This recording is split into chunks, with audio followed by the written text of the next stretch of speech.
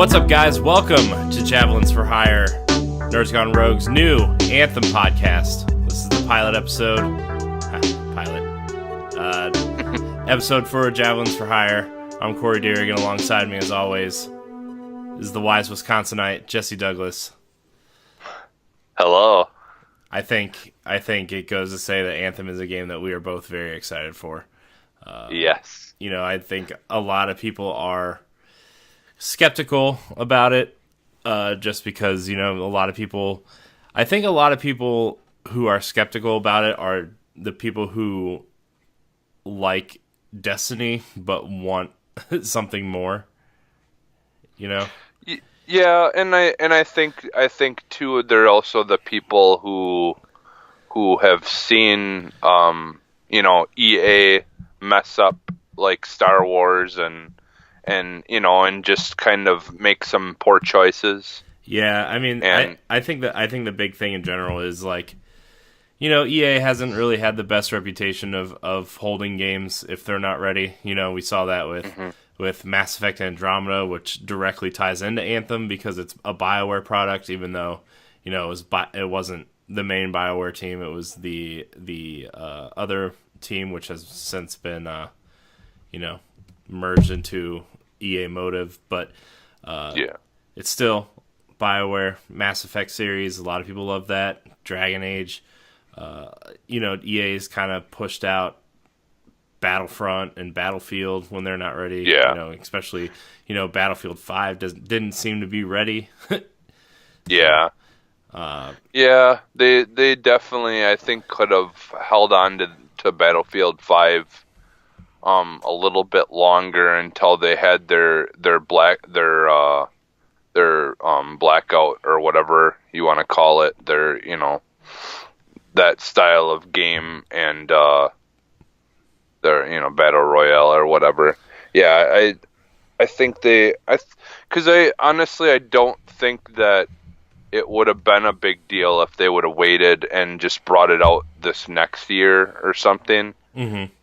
But then again, I guess they probably thought, well, if we don't bring it out until next year, there's a lot of heavy hitters coming out early in the beginning of this year. So like we would have to maybe wait like 4 months or 3 months after it's already been kind of ready to be released, to release it, to try to get it out at a time when there's not a whole bunch of other massive competitors.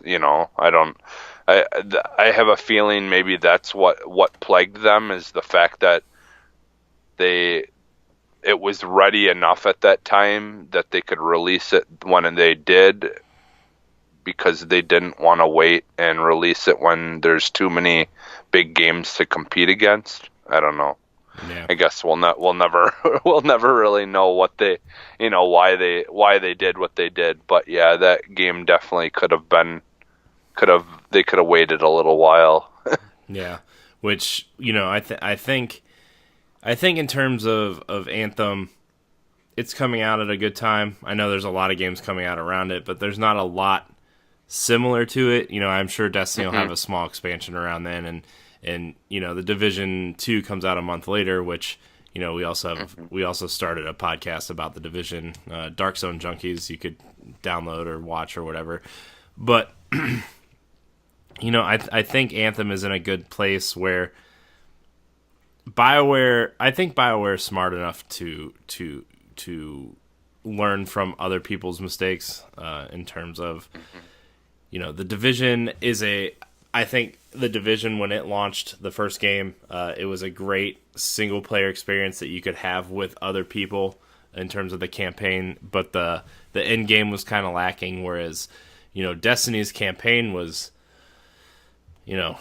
a bunch of stringed up missions that didn't really make sense when you put them together, but the end game was really good in terms of you got 2 raids within the first 3 months of launch. You got a cool set of strikes and a multiplayer suite that people still love, or like to complain about, depending on which Destiny crowd you kind of fall into. But Crucible is still popular.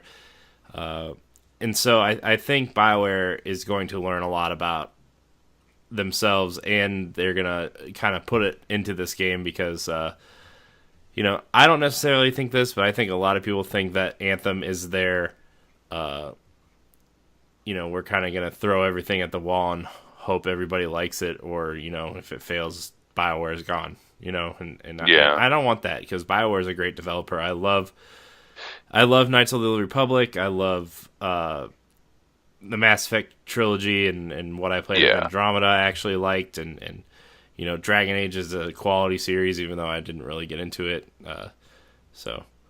Yeah, well, this is the thing. Like, when you look at BioWare as a whole, what they've done, like, say what you will about EA, but I doubt they're that dumb that they would completely get rid of something that really, BioWare would be a massive get for any business or any game company to own, as far as just even the way that they write stuff. Like, say what you will about the last Mass Effect game, but like, those games are phenomenal hits. Like, those first ones, and like, they're known for doing stories, like, really well and in depth, and having the whole, like, like, choosing almost your own adventure kind of thing, along the way. Like, not a lot of games really do that very well, and they've done that very well. Really, the only problems that were had with the last game was there was just a lot of, like, technical issues and things like that people just kind of were disappointed with, that I believe got fixed mostly over time anyways. But I think EA would be way too stupid to ever let them go, like, especially at this point, because it's only going to make them look worse than it's not going to make anything better for them if they did. Yeah. At this point. EA's been struggling a little bit, outside of their sports franchises. Like, they've been struggling. The closure of Visceral, all the, they've had the Star Wars license for, coming up on 6 years, and have only put out 2 console games. They have a couple of mobile games that make them money, I'm sure, but the console games, we used to get a new Star Wars game every 6 months, for a while during that original Xbox and PS2 era, and we've only had 2 since they acquired that license, and one got canceled. One is supposedly coming in 2019, this year, but it's EA's struggling on the non-sports front. Battlefield 5 didn't crush any numbers or anything. I think they want Anthem to be a hit as much as BioWare wants them to be a hit. And with the closure of Visceral, Amy Hennig leaving, Jade Raymond leaving, like, some big names have left there. The guy who, I forget what his name was, but used to run DICE and became their kind of CFO or whatever. Oh, yeah, I can't remember his name. The guy that did all their press conferences and stuff. I forget what his name is. But, it's they're due for something, and I think BioWare, from everything that at least that I've seen of Anthem and that you've seen of Anthem, there's a technical alpha out there that we're not allowed to talk about, with the NDAs and stuff that we agreed to play them. It's there's some interesting things going on with Anthem. There's a lot of gameplay footage out there on YouTube and developer streams and stuff that are really cool, that I really encourage you to go check out. The flying looks phenomenal. The shooting looks phenomenal. Some of the combos that you can have with multiplayer stuff looks phenomenal. It's interesting. So that's kind of why we started a Anthem podcast, because we think it looks super interesting, and it's not just going to be me and Jesse all the time. We're going to have guests. We're going to have people from the other podcasts within Nerds Gone Rogue, all that stuff. So sorry, but we're going to get into this right now. So if you're just finding us, welcome. This is Javelins for Hire. We are part of Nerds Gone Rogue, which is a big podcasting / YouTube group. You can check out our website, ngrradio.com, our other podcasts. We have a couple podcasts for the specific platforms, Arsenal X, which is our Xbox podcast, Nerds Gone Platinum, our PlayStation podcast, Nintendo Pal Block, and then Nerds Gone Rogue proper you can find. There's a lot of cool changes coming in 2019, but this is our Anthem podcast, and it's kind of, we're doing some game-specific podcasts. This one, Dark Zone Junkies, which is our Division podcast, and we do talk some Rainbow Six on there at some point when there's new operators, and, Jesse, you play a lot of Rainbow Six also, which is why we're including it in there. And then Tower Casuals is something that we're experimenting with, which is a kind of casual Destiny podcast, because I'm a big Destiny fan, but, a lot of people are kind of play it casually, including me, since I had a kid and want to play a bunch of other games. I kind of check in on Destiny every once in a while, so that's going to be a podcast for the casual Destiny fan. But Anthem, Javelins for Hire, I think is what we want what we want a game specific podcast to be. So what we're going to talk about today on the show, we're going to talk about kind of what Anthem is for people who don't know what it is. We're going to kind of look into some lore stuff, kind of do an overview of the Javelins in a quick way. The next couple episodes, we're going to take a deep dive on the Javelins and the Legion of Dawn and all that kind of stuff. But, we're going to kind of talk about what Anthem is and why we're excited about Anthem and kind of what we're hoping for this game. The game does come out in about 6 or 7 weeks from now. So, yeah, that's going to be it. At some point... I want it now. I know, I want it now, too. I want it really bad. We will have places for you to contact us and find us, but for now, we'll keep you updated in the next couple episodes. So, man, I chugged that monster now. I'm just like, all like, sometimes when you drink an energy drink too fast and you just start like, you just forget to breathe sometimes. That's where I'm at right now. So.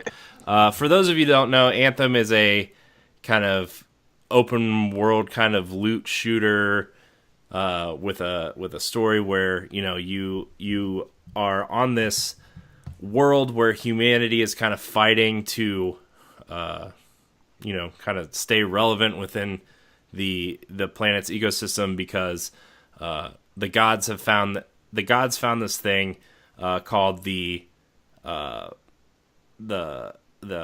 let's see, where is it?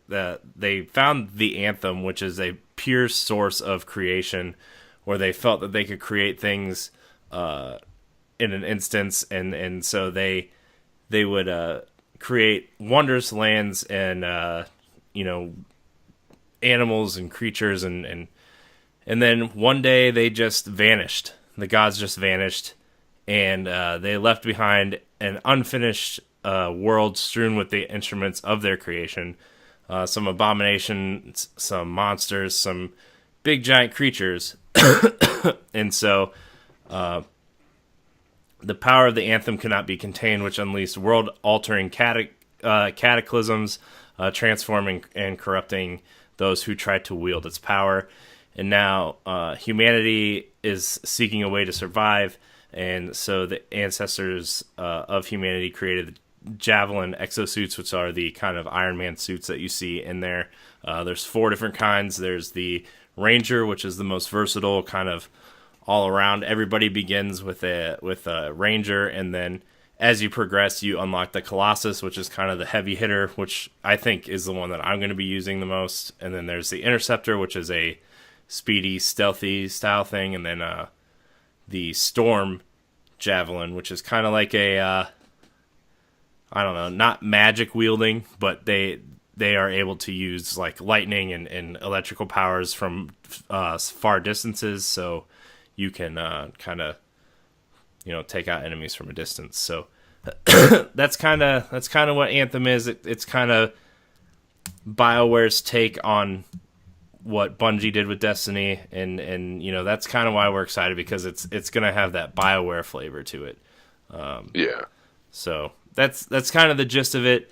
Again, the next couple weeks before the game comes out, there is a demo coming at some point, which we will play and talk about. But we're also going to take a deep dive on each of the Javelins in the coming weeks, the weapons, the lore, and then the enemies that you'll be fighting. So, but yeah, that's Anthem in a nutshell.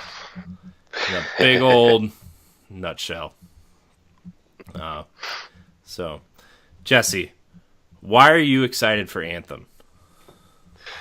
All right. So, like, for me, I never really got, like, I honestly never really dug deep into the Mass Effect, franchise. Like, my friend Robert is like one of like the biggest super fans of that franchise that I've probably ever met.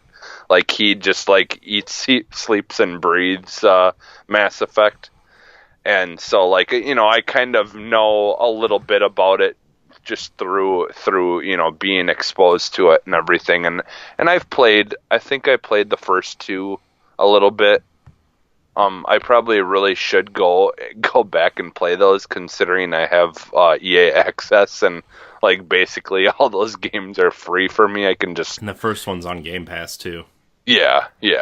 Because I think at some point I've had like every single one of them downloaded. I just never really got around to playing them. The same with BioShock. Yeah. Like I've played like I've played them all a little bit. I think number one I played the most.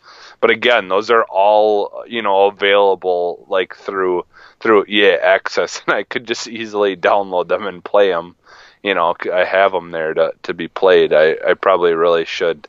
You know what? We have our NX challenge. I could literally just go through and play all those games. Yeah, let me tell you what. Mass Effect 1 has the best story, but the gameplay is a struggle, especially through the first half of the game, because like you're working your way up to, because like if you want to use a sniper rifle, you have to put your skill points into the sniper rifle, because like if you go to snipe without having any points in it, your camera's literally doing this, and like you kind of like level it up, and then it becomes kind of less movement or whatever. I used the I think it was the Interceptor class, which was like this stealth class, because in Mass Effect 2 and 3, when you use that class, you get a stealth, like a invisibility cloak, and you can kind of move around the area. But I do want to say that Mass Effect 1's story and their villain is the best story in video games that I've played in the last like 15 years. I love Mass Effect 1's story. Mass Effect 2 is cool too, but the overarching story isn't fantastic, but the individual character stories are cool, especially when you do their side quests. They're called loyalty missions, where like you get stat boosts and bonuses if you do their side quests, and they're called loyalty missions, and they become more loyal to you. And then Mass Effect 3, I personally love Mass Effect 3. I love the way it ended. I think the way it ends, a lot of people had a ton of issues with the way that game ended. From someone who enjoys a good story about changes, like for me, the whole thing about Mass Effect was like, it doesn't matter what choices you make. It doesn't matter what, how you change the galaxy, if you're good or bad. The outcome, like it for me, it was all about the destiny, not the game Destiny, but like, like faith and destiny, and like it's going to happen no matter what you do. This is how it's going to end, and like for me, that's what that story was all about. Now a lot of people had issues with it, whatever, I don't care. The loud minority of the internet won, and so they kind of changed the ending a little bit and added more context to the endings depending on which ending you got. But but overall, I think the Mass Effect trilogy is an outstanding achievement in gaming, and that trilogy is why I have so much faith in Anthem. Exactly, and that's why I bring it up is like they're so good at doing story stuff, and that, like, ultimately kind of, and this is something that we had talked about with, with Destiny or with Division 2, with this game. Like, that's what I really am looking forward to, and I'm expecting from this game is it to be very, very story driven, in a way that Destiny 2 didn't. I mean, they did, but it just didn't feel like quite as well put together. And I feel like if anyone's gonna do a really good story mix with that kind of online, multiplayer aspect, I think that BioWare is the one who's gonna do it. Like, I'm glad that they're the ones who are in control of this game. Like, out of all the, like, because the people from, that did Titanfall and stuff, I think they could have did a really good job too. But I feel like BioWare, though, is a little bit more educated in the deep story creation, more so than the guys, that did Titanfall are. Like, and don't mind you, that the story experience in Titanfall 2 is one of the best, probably, FPS storylines that I've ever played, but it's a little bit different for this kind of style of game. I just don't think your basic, FPS shooter storyline would have been enough for this game to really, make it something that, unique and that people want. So yeah, for sure.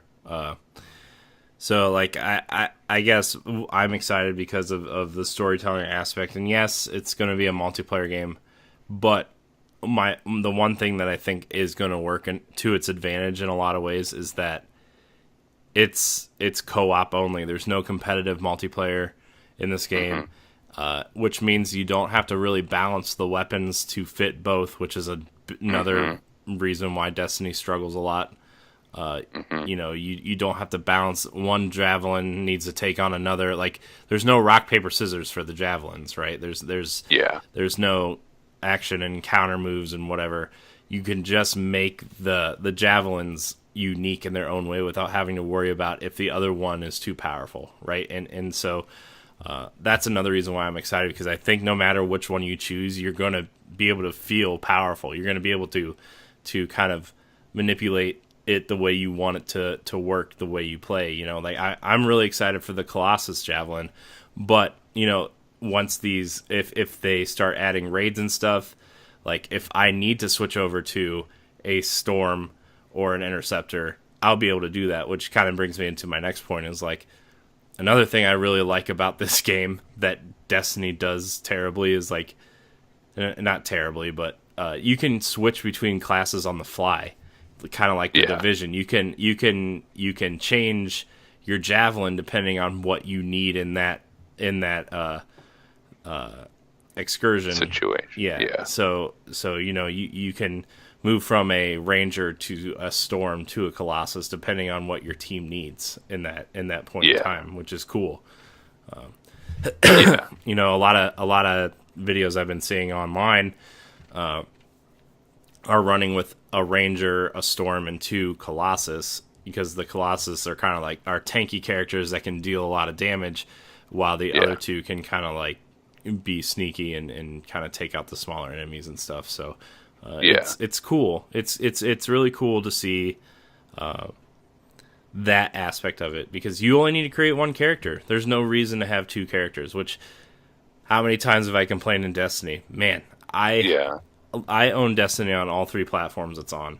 I mean, the PC version, like, they gave it away. Blizzard gave it away during BlizzCon, which was kind of cool. But, like, I have to run like 7 or 8 characters just to keep up with everybody. Like that's so annoying, you know, like Yeah. I don't want to do that. And for Anthem, I only need 1 or 2 if I get it on both platforms, but I doubt I'll be getting it on both. I'll just be getting it on Xbox, but I like that aspect that you can just change on the fly depending on what your team needs. Yeah, and that was a big turnoff for some people, like with the Destiny 2 is having to beat the game and level, grind and level up all 3 characters or whatever. Just so you could kind of pick which one you wanted to use later, mind you, if it's a really good story, you don't mind playing through it a couple of times, but I feel like a lot of times on that third playthrough, people are just like, "Oh, I just want to get this done." Yeah. It just wasn't compelling enough to be worth playing and grinding that many times. Yeah, and the thing with Destiny also is like I'm not trying to like. I know it sounds like I'm being really negative about Destiny, which there are reasons to be a little bit negative about that game in some points, but like, dude, it's bad enough that you have to do the campaign 3 times, but the fact that you have to do the campaign, but then certain levels of the campaign are walled off by level, and so you have to go do other activities before you can finish the campaign. Which okay, you have to go do a couple matches of Crucible, or you have to go do 2 or 3 strikes for part of the missions, or you have to go set up your patrol links or whatever. And it's like, I just want to play through the campaign, man. I just want to get this over with so I can get to the end game, because that's where people want to be, is the end game in Destiny, and it's rough, Yeah, and I feel like one thing that will be kind of nice about Anthem versus Destiny is don't get me wrong, like a lot of people enjoy the whole aspect of the re-rolling of the different styles of the guns, and each gun can have different perks and all that. But at the same time, when you're making something like that and it's making it so much more complex, it doesn't always, I don't feel like it always needs to be that complex. Like, I'm perfectly fine with you working to unlock all of the abilities for your character and each class, and then just when you go into raids and things like that, you're just basically, what you're doing is you're relying on your abilities and your skill of playing the game to be able to determine how well you do or don't do, in the raids and things like that. Just the whole complexness or whatever of having all the different stats of the guns can be so confusing. I have played Destiny 2 a little bit recently, but I'm completely lost now because I didn't keep up on it. So I don't know any of the stat stuff, what I'm looking for, what I really want to be looking for to have is my things, or even getting, what do I need to do to get to the point of where I can even start deciding what stats that my guns have I need. And I don't know, it just it gets a little too confusing at times, and I just don't feel like games always necessarily need to be that complex. It just there's something about Halo, considering Halo is still the bare basic, it's so much like those original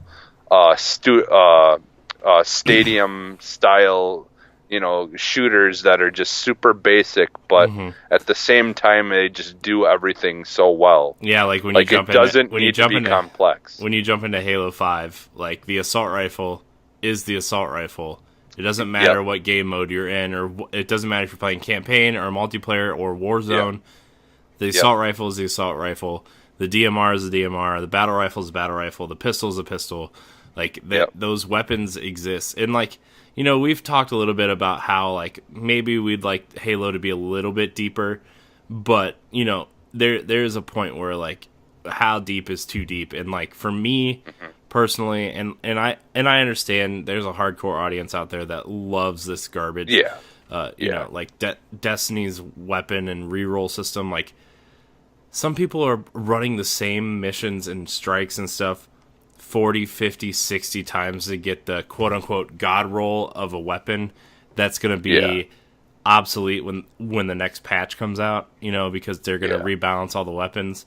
And it's like, I get it, man, but like, how much are you really enjoying the game?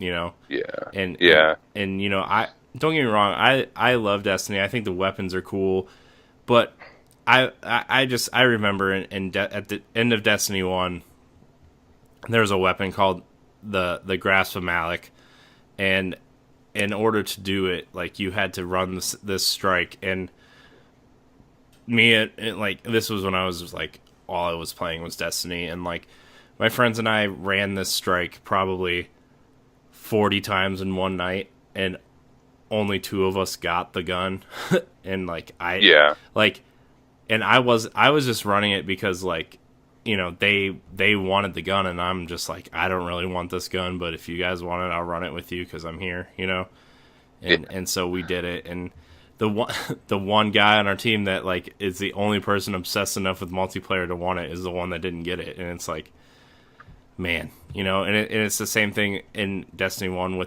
in year 1 with the Galahorn. Like that gun with nobody, like my friend put in like probably 2,000 hours into Destiny 1 trying to get that weapon, and like I had just recently come back in the House of Wolves expansion to play the content and whatever, and we ran the Prison of Elders kind of, it's like Destiny 1's kind of horde mode style thing, and the first time you run it, you guarantee an exotic, and I pull the Galahorn out of the chest, and I had only played for like, probably 24 hours at that point. I had done all the campaigns and had leveled up, a significant amount, but I pulled it out, and he was like super mad, and I'm like, I get it, because you've been playing for like 1,500 hours, but at the same time, I'm like, it's just a gun, dude. It's just a game. And that, and that's what I'm hoping is, I'm hoping Anthem is gonna be the game like that game, but not like that game, and more for the people like me who doesn't care about all that deep like rolling of like stats on guns and things like that. I just want to be able to team up with people and like get good at the game and rely on my skills. I'm kind of hoping like the loot system, maybe not to like how much you get, but like I kind of hope it's kind of like Borderlands, where like you pick up a gun and it has stats. Maybe the same gun drops a little bit down the road with a little bit better stats as you level up, this is the level 12 version of this gun. What's the level 35 version of this gun look like? That's about the extent of how deep I want this game to be. And like, again, I think or like Division 2. Division 2 or Division, I mean, is the same way. It's like as you're progressing, you get guns that do better damage, do better have a little bit better stats like that. But there's not all these like weird addition things like being added. Like, I mean, they could still have like electric type, like ammunition and things like that. But like, like all that would be kind of based around your character you're using. Yeah. Yeah. And I think again the lack of competitive multiplayer probably really adds to that, where like, okay, maybe we don't need this and this, and maybe if guns have attachments later on down the road, kind of like the Division does, like that'd be cool, but like don't give me these random rolls, man. I don't need it. I just don't. So I am excited about the moving on from the weapons, and by the way, we're going to try to keep the Javelins for Hire short, kind of like in the 30-35 minute range. This one's going to be a little bit longer just because we're kind of setting it up or whatever. But kind of like moving away from the guns and more into the Javelin side. I'm really excited to see what the Javelin customization is like. Yeah. What are these paint schemes I can do? Like, can I do cool things with can I have like a bright pink arm and a jet black helmet and maybe some neon green legs? Can I go in like super colorful, or can I have like a camo style thing? Or I really want to see like whatever their shader system, for a lack of better comparison. Like, I want to see what that's like too. Yeah. Like theme, like even if they have like more, they could do like theme stuff. Yeah. Like kind of like Call of Duty and games like that do, or like Fortnite, where you have all these kind of theme type things that you could purchase if you decide to, or whatever, but it's also something you can unlock through playing. Yeah. Or if they have some kind of setup like that. Yeah. I honestly think like that whole like season pass type thing where they have like, if you buy the season pass for a game, kind of like Black Ops 4 did.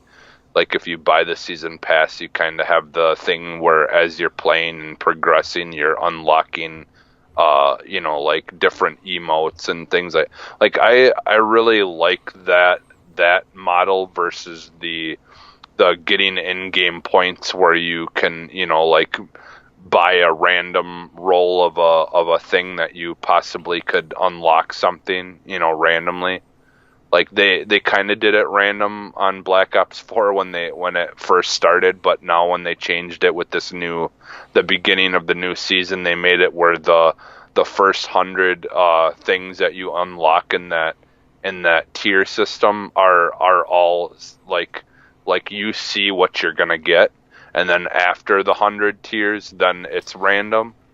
So I really like that system that those games have kind of brought, and I could see it kind of working well with any other game similar to to Anthem or games like that, where like customization could be a very big thing for people to really make their Javelins look the way they want them to look. Yeah. I don't. Man, sorry again for the Destiny comparisons, but like I don't want it to be like Destiny, where like, okay, I did Iron Banner, so now all the Iron Banner, everybody's wearing Iron Banner gear because it has the best stats for Iron Banner, or my whole fire team's wearing the raid gear. Like there's a point where like a lot of the best gear makes everybody look the same, and yeah, there's shaders and ornaments and stuff now, but like I don't like, if you and I both go in and choose the Ranger, right? I want your Ranger to look totally different from my Ranger, right? Whether it's like a cool looking new helmet or whatever sprays you use to paint it, or like what if I get these cool arm upgrades for like the Iron Man missiles that come out and with like 4 or 5 missiles at the same time, or you have like a war machine kind of turret sitting on your shoulder. Like I want our Javelins to look different, even though we are running the same class. So more of the, what you're saying is like more of the Halo 5 style, where every single body piece can be a different piece that you can unlock and you can swap and mix and match to make it look unique. Like Basically, I want a lot of it to look cosmetic too. Like I want the way that Spider-Man for PS4 does it, where like you unlock the suit. When you unlock a suit, you unlock that suit's power, but you can you can wear a different suit while still using a different suit's power, right? Yeah. And so like if you unlock a chest piece that grants you like +5 defense, but it looks really ugly, I want to be able to use that stat. I guess Diablo would be the more apt comparison, like the transmogging that you can do in Diablo and World of Warcraft style thing. But I know that's probably not going to happen either, at least at the beginning. But Yeah. I would like to see something where like I can unlock these perks, or maybe that would be part of a skill tree or whatever, and that kind of stuff. So Yeah. but I think customizing the javelins is going to be a big part of it, just because like that was always a really cool part in Mass Effect 2 was when you unlocked some cool armor, and you could put on this new armor and kind of color it the way you wanted and stuff like that. It was cool. So Yeah. I think a lot of that stuff is pretty promising. That we will get some form of it, just because it is something that's not new to them. Like I really do think that they're gonna take all the best parts, like about the Mass Effect games, and they're gonna try to really like use some of those things to add to this, and make it like a good story, and make it, like the things feel like you're interacting more with the storyline and things like that. mm-hmm. So, I'm not too worried, to be honest. Like, and I know like we're not really supposed to talk about like the alpha and stuff, but like all I can say is like what I played is like I really enjoyed. So, like once we can talk in more depth about things like that, like it will, kind of explain more as to why I'm not too worried. But yeah. So, one last thing for Anthem before we get out of here. I think the world looks super interesting. I think it kind of has this weird kind of Star Wars-y vibe, especially Fort Tarsis with like the kind of the coverings. Kind of it looks a lot like a Tatooine, or in Episode 7 on Jakku when they're in the when they're before they find the Millennium Falcon, when they're kind of like running through that town, and in the First Order is kind of chasing them through the town or whatever, and it's like I like that look where it's kind of we're kind of scrapping together to build our outposts and stuff to survive, and then you mix with this weird technology of these flying suits, like I like that look, and I think Fort Tarsis is going to be an interesting place to be when you need upgrades or supplies or whatever, and then exploring the world, just being able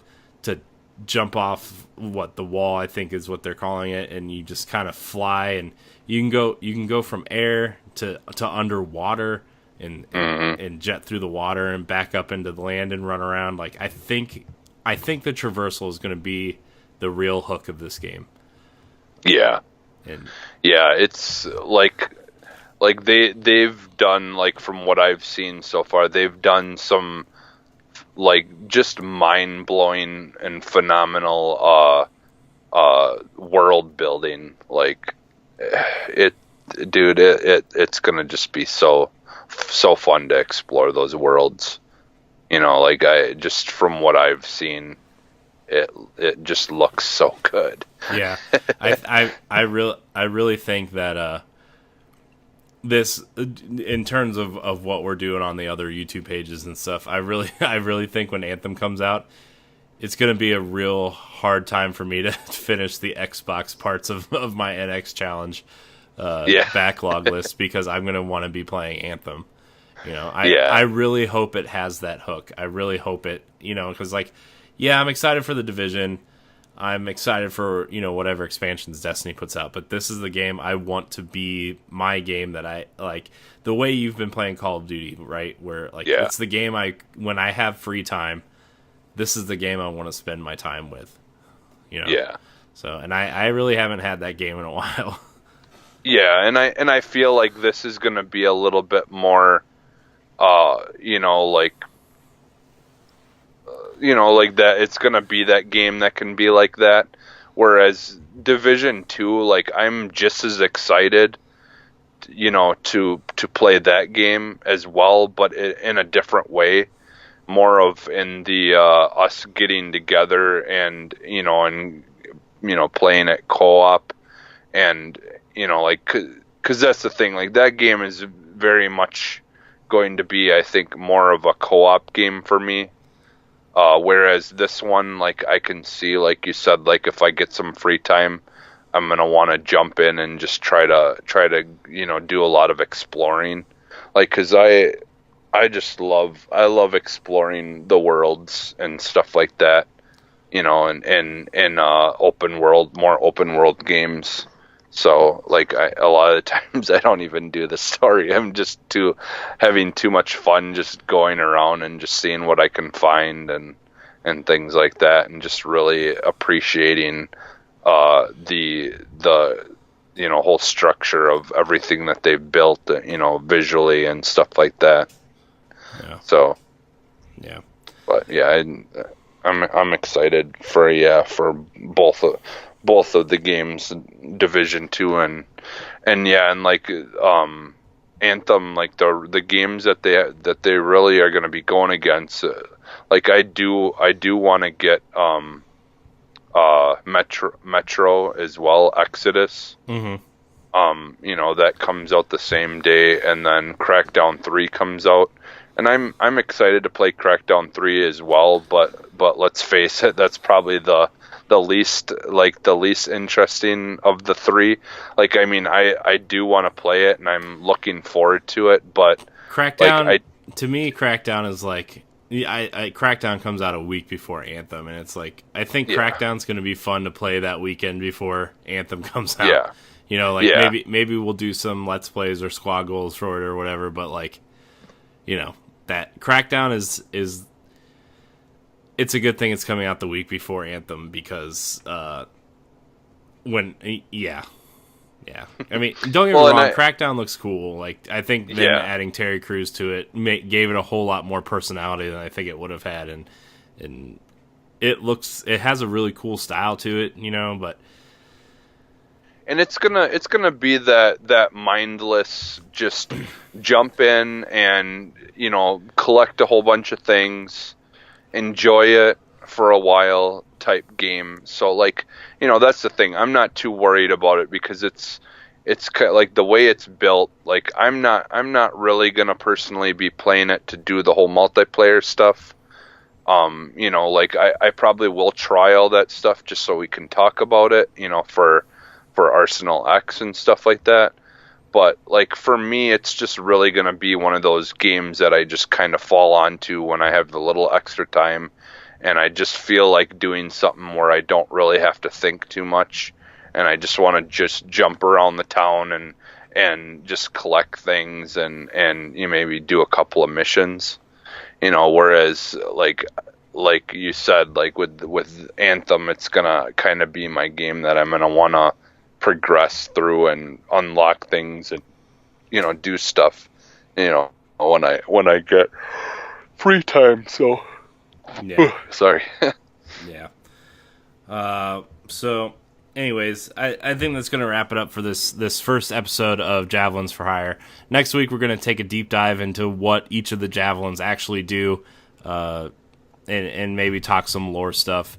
This game already has some pretty deep lore for not even being out, and I think that link I sent you, I think EA and Anthem and the Anthem websites have done a really good job of actually kind of setting the stage for what the story is in this, and the Legion of Dawn and the Javelins have a lot of cool effects and abilities and accompanying abilities with not random perks, but they each item has unique perks, and it's a cool thing. I encourage you to go look at the Anthem website before next week's episode. But I think Javelins for Hire is going to go up on, I don't know, Monday nights. I think is when we're going to try to get them up.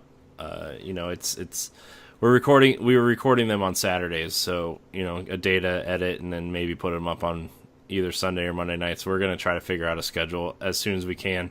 They'll be available on iTunes and Google Play Store and Stitcher and other podcast apps as soon as they get approved by the stores.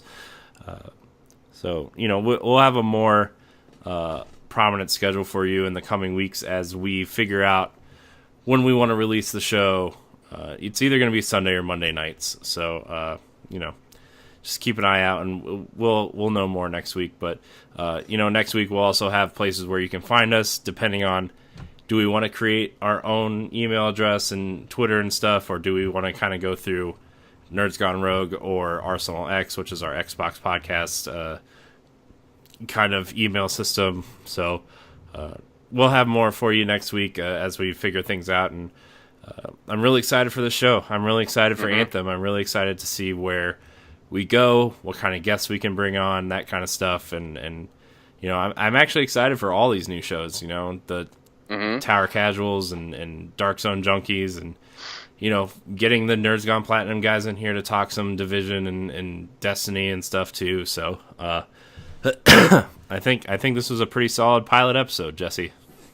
Yeah, me too. And I, one thing too is I kind of hope that we, with this, we see a decent following of people who are just interested in this game.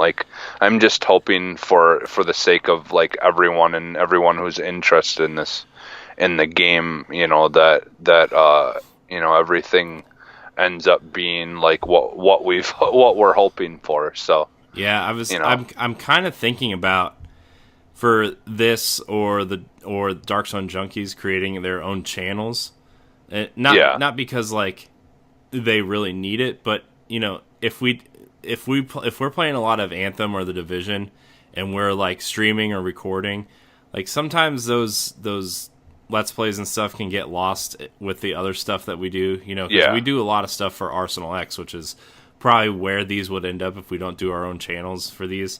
Yeah. And I think Squad Goals and Royale with Cheese would kind of, some of these Let's Plays and podcasts may get lost in the shuffle. So I'm thinking about just making an Anthem YouTube channel, like a Javelins for Hire YouTube channel and a Dark Zone Junkies YouTube channel, just for the sake of keeping, because let's face it, this year these are the games we're going to be playing a lot. Yeah, and I feel like that way it would be easier for people to share it as well, because because if you say, oh well, you need to go to this page and then you need to look for this, it's that's the more steps you add. I mean, that isn't necessarily complicated, but the more steps you add, I feel like the harder it is for you to get it out there. we Yeah. made the decision of splitting up, all of our shows into our own, the own YouTube pages, just because all that stuff was getting so cluttered. Yeah. And it's just so much easier now to just share the Arsenal X page and say, here you go. If you like Xbox, you can go to this page. If you like PlayStation, you can go to this page. If you like Nintendo, you can go to this page. Yeah. It's just so much easier to aim it towards the people who are interested in it and share it with those people. So yeah. I think that would be good. Plus, for people who are really into Anthem, they can just if they want to listen to our podcast or watch Let's Plays or videos that we make of it or whatever, they can go there. But then on those sidebars, they can go to our Xbox page from there, and maybe we can lean more people into other. I really believe that the easier it is to get somewhere, the more likely people are to watch your stuff or listen to it, and then you kind of lead them to other places from there. Our website ngrradio.com is probably the easiest way to find everything. But nobody's going to go to your website and watch everything. So that's why YouTube's there. That's why our podcasts are there. And so I think discoverability, the easiest way to do everything is to just make it easy for people to find it.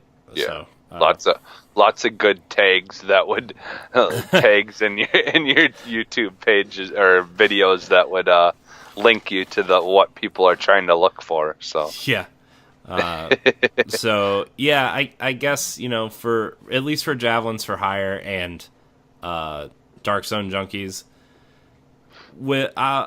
I'll look into making the YouTube pages. I think you'll still be able to find them on the Arsenal X and NGR YouTube pages as well. Just as, you know, I'm gonna just put the playlist from this channel on this channel, you know, that kind of thing. Mm-hmm.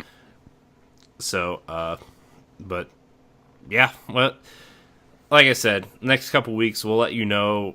We'll have a more solid foundation of where we're gonna have things and where you can contact us and whatever. But for now, you know, follow Nerds Gone Rogue at Nerds Gone Rogue on Twitter.